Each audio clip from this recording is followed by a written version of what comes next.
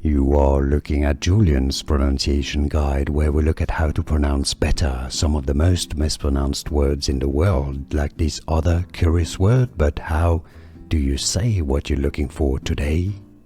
Let's learn how to pronounce the name of this large lake in northern Italy, one of the biggest in the country. In English, it is known as the Lake Garda. Garda. Now, the Italian pronunciation locally, in Italian, the pronunciation is as lago, which is Italian for a lake, lago, di Garda. Lago di Garda is Italian for Lake Garda. Let's learn how to pronounce the name of this large lake in northern Italy, one of the biggest in the country. In English, it is known as the Lake Garda. Garda.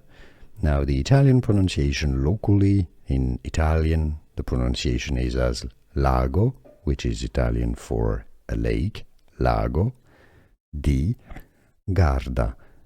Lago di Garda is Italian for Lake Garda.